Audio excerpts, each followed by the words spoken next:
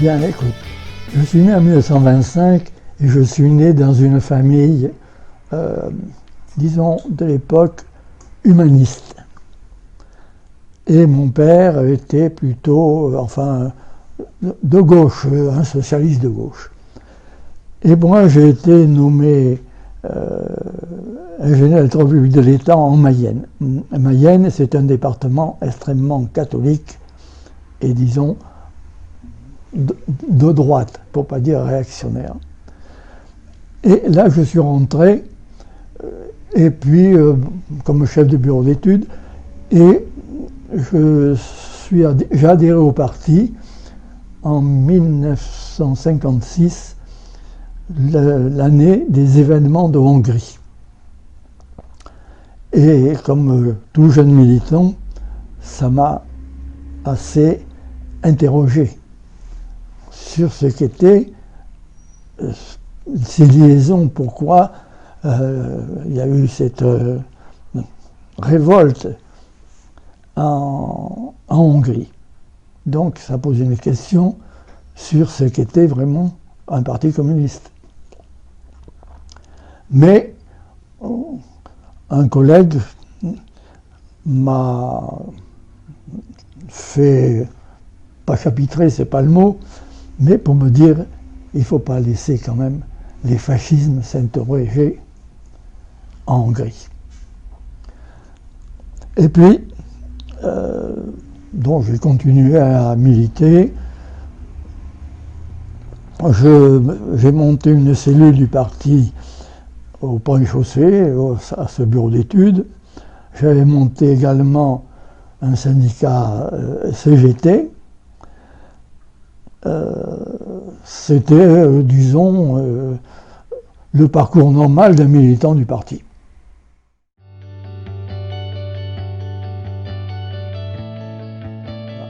Bien, la guerre d'Algérie, on l'a vécue avec toute la lutte que menait le parti, et notre journal de cellule, qui s'appelait La Lutte, s'appelait la cellule Maurice Audin.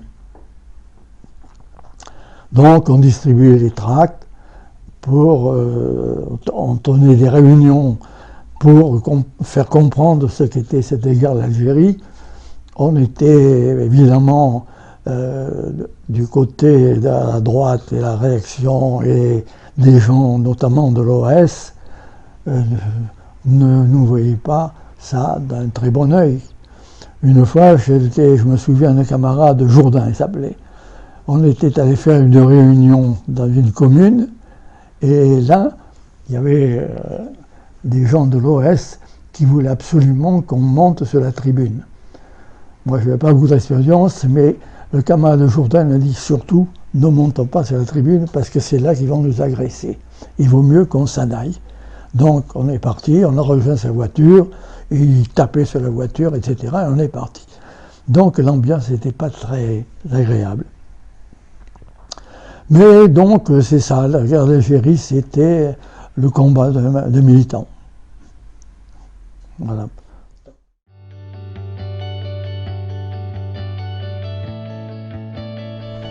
Écoute, je ne peux pas dire que j'ai un souvenir précis de la mort de Maurice Thorez. Je ne sais pas, est-ce que j'avais trop d'activités? J'ai appris, sans doute par l'humanité, et peut-être sans doute la radio, il n'y avait pas la télé, et j'ai ressenti ça. Et le parti, il faut qu'il retrouve un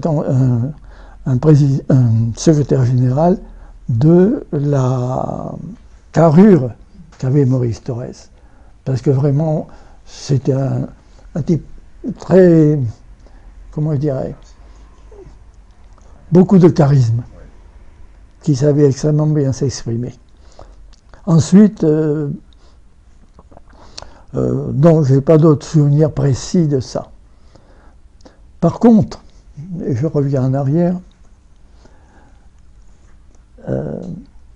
c'est en 1953, j'étais avec mon épouse et on est allé en Alsace. Et à la radio, on entend « Staline est mort ». ça nous a fichu un coup pas possible. On n'a pas pleuré, mais c'était presque le cas. Parce que Staline, eh ben, c'était la guerre, c'était la lutte contre les nazis. Donc je dirais que j'ai un souvenir plus précis de la mort de Staline que la mort de Maurice Thorez.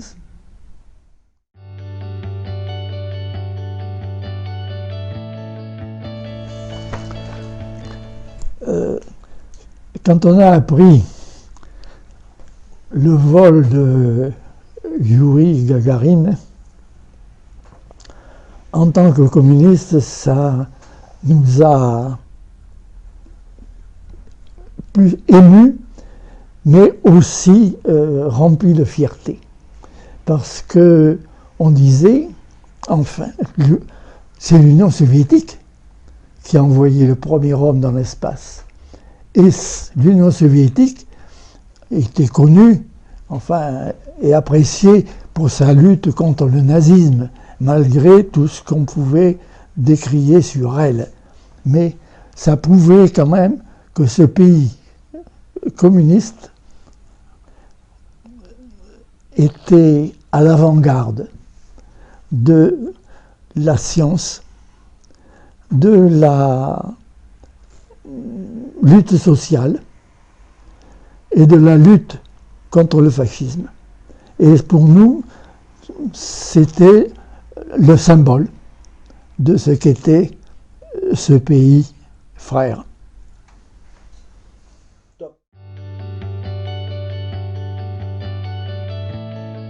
Pour moi, mai 68, en tant que militant et de la CGT, j'avais entraîné beaucoup les gens à faire la grève. Et on a obtenu, je ne me souviens plus quelles étaient nos revendications, auprès de la direction du département. Et comme je disais, il y avait une dame, une employée qui avait une cinquantaine d'années, qui était très catholique, plutôt de droite, mais qui m'avait dit, vous savez, je vous suis, je fais la grève, parce que c'est vous et je vous fais confiance. Je dis ça parce que c'est montrer l'ambiance qu'il y avait dans ce bureau et la confiance. Et c'est pas pour, comment je dirais, c'est un vétéran qui parle. Il ne faut pas dire c'est Pierre Delezay ou truc comme ça. C'est un vétéran qui menait sa bagarre en tant que communiste et en tant que cégétiste. Et ça, c'était, comment dirais, c'était des souvenirs assez prenants de voir à quel point un militant communiste pouvait avoir la confiance de gens qui n'étaient pas forcément des communistes.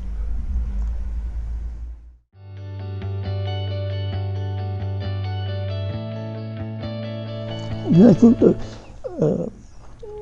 quand on a signé le programme commun, pour nous, pour moi tout au moins, c'était l'aboutissement d'un combat qu'on menait depuis longtemps. Pour dire il faut s'allier. C'est la gauche, en principe, on appelait ça la gauche, oui. Il faut s'allier avec les grands partis qui sont de gauche, c'est-à-dire le Parti communiste et le Parti socialiste. Il fallait évidemment convaincre des camarades, peut-être, qui étaient un peu réticents de s'allier avec, je ne dirais pas l'ennemi, mais enfin l'adversaire, qui étaient les socialistes, qui ne nous faisaient pas de cadeaux.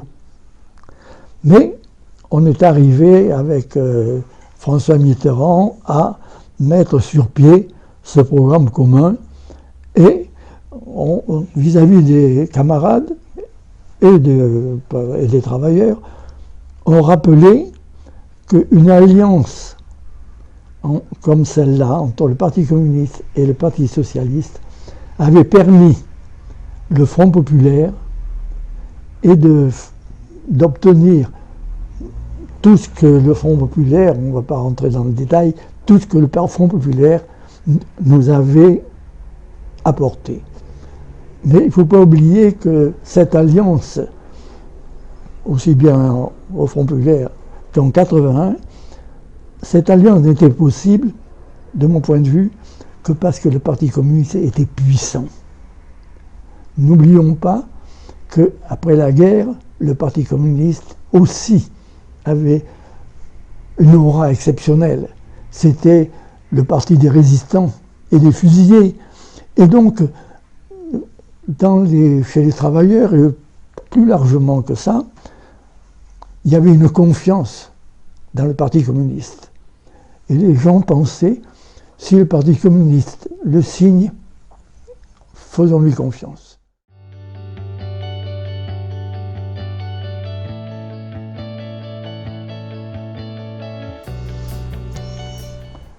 J'ai un sentiment, comment vous dirais, mitigé. D'une part, une grande fierté d'appartenir à ce parti, d'avoir mené ce combat. J'en ressens une certaine fierté, oui. Mais du côté négatif, je dirais.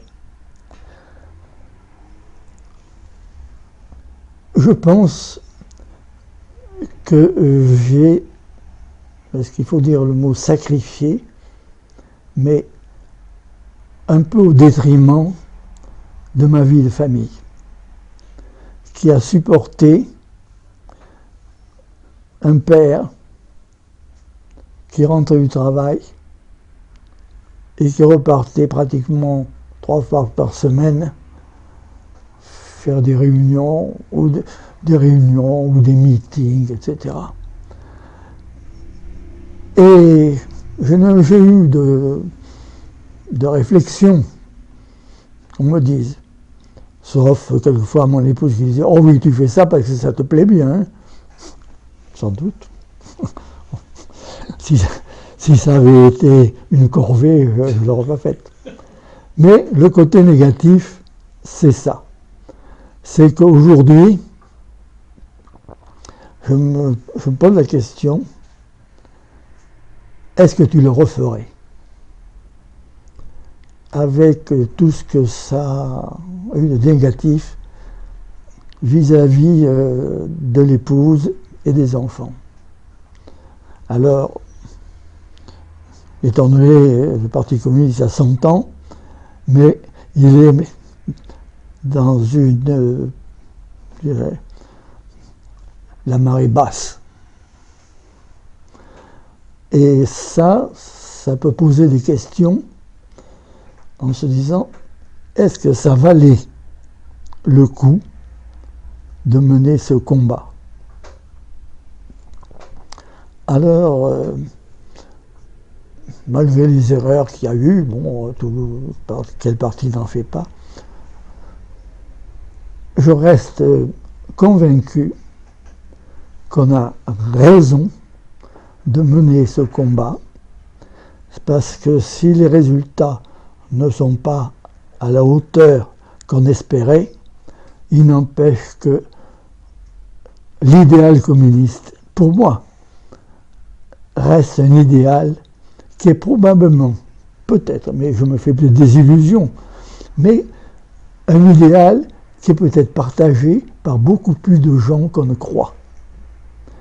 Donc, on a semé. La récolte est peut-être plus lointaine qu'on croit, mais je crois que le manifeste qu'on a publié là, au dernier congrès a posé des questions de fond. Non pas, je dis ça parce que ça éclaire un peu. J'avais une belle-mère qui était une grande militante dans les Deux-Sèvres et qui m'avait dit, en 1945, après la guerre, elle me dit, tu sais Pierre, on va installer le socialiste, là, c'est tout de suite quoi, l'Union soviétique, ça va le faire. Et aujourd'hui, évidemment, on sait bien que l'horizon est loin, même si on y croit. Mais je crois que, et ce qui a été évoqué dans le manifeste, et qu'il faut prendre en compte de plus en plus, c'est l'évolution de la société et des mentalités. Je citais l'autre jour dans une réunion que j'avais été voir un film, c'est Le jeune Marx. Et je disais à cette réunion, dans cette évocation du jeune Marx et d'Engels, il s'adressait à la masse des salariés et des ouvriers qui étaient peut-être plus ou moins cultivés, mais pour lesquels ils étaient groupés et ils avaient des patrons. Ils savaient qui c'était, Boussac, etc. Ils savaient qui c'était le patron. Maintenant, on ne sait plus qui c'est le patron. C'est les financiers, c'est les conseils d'administration. Et en plus de ça, il y avait une conscience de classe. Et la lutte de classe, ça parlait pour ces gens.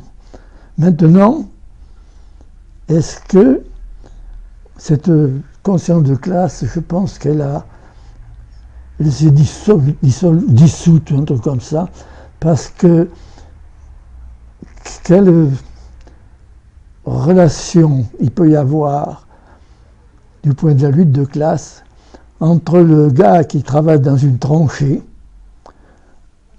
ou qui est ouvrier à la chaîne, et puis, je sais pas, le pilote d'un TGV ou d'un avion, qui reste à des degrés divers, c'est des exploités tout aussi. Mais il y en a qui ont plus ou moins conscience et d'autres qui n'en ont pas conscience.